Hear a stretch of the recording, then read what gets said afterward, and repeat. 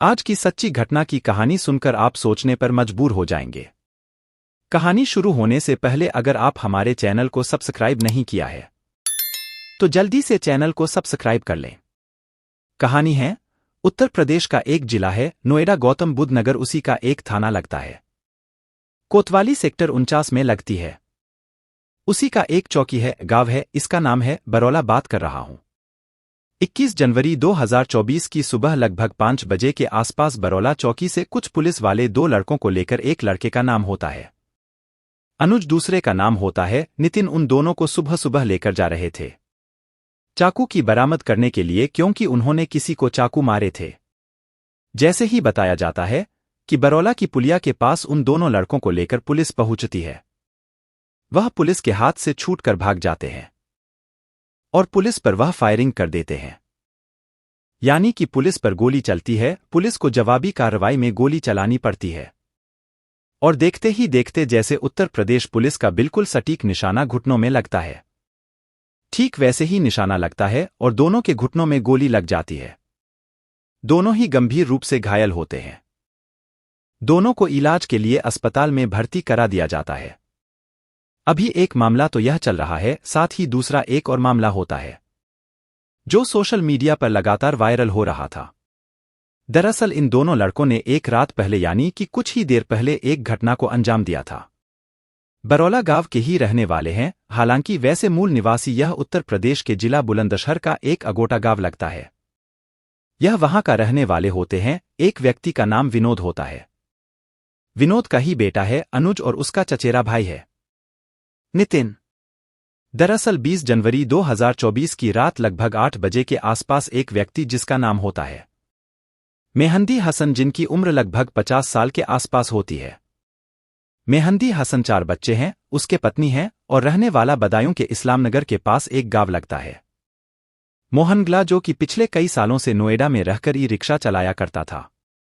20 जनवरी 2024 की रात लगभग 8 बजे के आसपास अपने घर से निकला था, यह कहकर कि मैं 1-2 चक्कर लगाकर आता हूं, कुछ पैसे बनेंगे तो उससे फायदा ही होगा। उसकी बीवी नजमा ने कहा कि अब आज रात ज्यादा हो चुकी है, अब रात में मत जाओ, यहीं रुको। लेकिन मेहंदी हसन कहता है कोई दिक्कत नहीं है, मैं जा रहा हूं। जैसे ही यह घर से निकलता है, एक आध चक्कर लगाता है। चक्कर लगाने के बाद जब वापस आ रहा था तो रास्ते में वह दो लड़के मिल जाते हैं, जो दोनों लड़के उत्तर प्रदेश के जिला बुलंदशहर के अगोटा के गांव के रहने वाले होते हैं।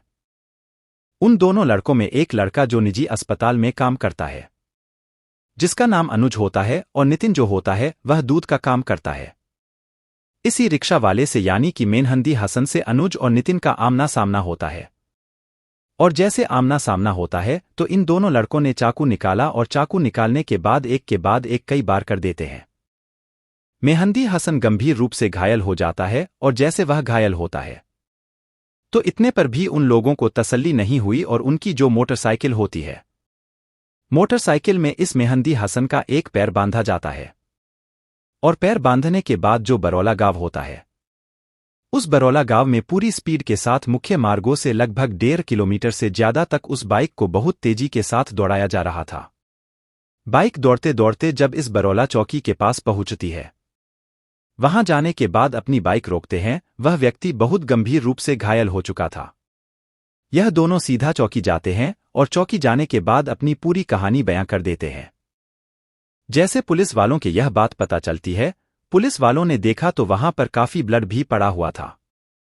तुरंत ही उस घायल को अस्पताल लेकर जाते हैं, लेकिन अस्पताल ले जाने से पहले ही वह मर चुका था, दम तोड़ चुका था। इस बात की घटना की सूचना नजमा को भी मिल जाती है कि तुम्हारे पति के साथ किसी ने मारपीट की है, इसको चाकू मारे हैं, और इस तरह से बाइक पर से घसीटते हुए लेकर गए हैं।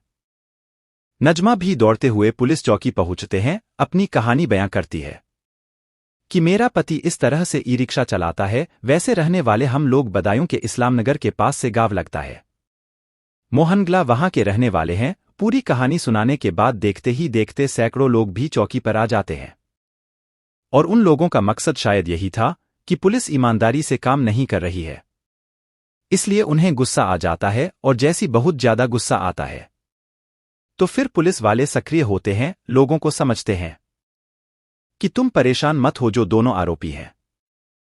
इन दोनों आरोपियों को हमने पकड़ लिया है, गिरफ्तार कर लिया है। लेकिन इसी बीच में जिन मुख्य मार्गों से गांव के यह दोनों बाइक लेकर निकले थे, पीछे उस व्यक्ति की टांग बंधी हुई थी। इसी बीच में यह सीसीटीवी कैमरे में पूरा वाक्य कैद हो जाता है। कुछ लोगों ने इसका वीडियो बनाया और वीडियो बनाने के बाद सोशल मीडिया पर वायरल कर दिया। जैसे जैसे यह सोशल मीडिया पर वायरल हो रहा था, तब लोगों को इस केस की गंभीरता के बारे में पता चल रहा था कि एक व्यक्ति को पहले चाकू मारते हैं, फिर उसको घसीटते हुए चौकी की तरफ ले जाते हैं। उन्हें बिल्कुल डर नहीं था, खौफ नहीं था कि उनके आखिरकार वो कर क्या रहे हैं। जब उनसे पूछा गया कि तुमने ऐसा क्यों किया, तब उन्होंने एक कहानी सुनाई। उन्होंने कहा, साल 2018 में उनके पिता विनोद के साथ किसी व्यक्ति मेहंदी हसन ने चाकू मारे थे, जिसका मामला कोर्ट में विचाराधीन है और कोर्ट में मामला चल रहा है। हालांकि इस मामले में मेहंदी हसन को जेल भी जाना पड़ा था और अभी भी कोर्ट की तरफ से कोई फाइनल डिसीजन नहीं आया था। लेकिन इसी बात को लेकर कि इसके पिता के साथ ऐसा क्यों हुआ, तो अनुज इस मेहंदी हसन से दुश्मनी मानने लगा था और बार बार इसकी तरफ को आंखें दिखाकर भी बात किया करता था। और 20 जनवरी के रात को मौका मिलता है, उसकी हत्या हो जाती है। पुलिस सक्रिय होती है और जब पुलिस सक्रिय होती है, पुलिस को लग रहा था कि ऐसा ना हो कि बात कल को हमारे ऊपर आ जाए। इसलिए पुलिस ने अगले दिन यानी कि 21 जनवरी 2024 की सुबह लगभग 5 बजे के आसपास पुलिस ने इन दोनों से जानने की कोशिश की कि तुमने जो चाकू मारा था वह चाकू कहां पर है, तो उस चाकू को लेने के लिए जा रहे थे। बाकी कहानी बताई जाती है कि पूरी फिल्मों की जैसी जैसे स्क्रिप्ट लिखी जाती है। पुलिस ने स्क्रिप्ट के आधार पर पूरी कहानी को लिखा और इस मामले की जब सोशल मीडिया पर लगातार वायरल हो रहा था, तब इस पुलिस कमिश्नर होती है लक्ष्मी सिंह। लक्ष्मी सिंह को इस मामले की जानकारी होती है तो उन्हें गुस्सा आता है। इसके बाद उन्होंने कोतवाली सेक्टर 49 के प्रभारी निरीक्षक राम प्रकाश गौतम, बरौला चौकी इंचार्ज नितिन चावला, बीट का जो कांस्टेबल होता है मनीष सोनू यादव, परोपकारी करने वाला उस जो 2018 के पेरू कार्यकर्ता था अमित कुमार, इन 5 को सस्पेंड कर दिया। सस्पेंड करने के बाद उन्होंने कहा कि इस घटना से संबंधित जो भी दोषी होगा, किसी भी दोषी को बख्शा नहीं जाएगा। यह जानकारी में आया था पुलिस के कि पहले से ही लड़के इस व्यक्ति से दुश्मनी मानने लगे थे और पुलिस ने अगर इस मामले को स्टार्टिंग से गंभीरता से लिया होता तो शायद इतनी बड़ी घटना को यह अंजाम नहीं देते, क्योंकि कोर्ट अपना काम करता और परोपकारी ठीक से हो नहीं रही थी। तो इसलिए पुलिस इस मामले की भी जांच कर रही है, पड़ताल कर रही है। अभी और भी इसमें दोषी पाए जाते हैं तो उनके खिलाफ भी कार्रवाई की जाएगी। जो कमिश्नर हैं लक्ष्मी सिंह, वह कहते हैं कि यह घटना बाकी दुखद घटना है।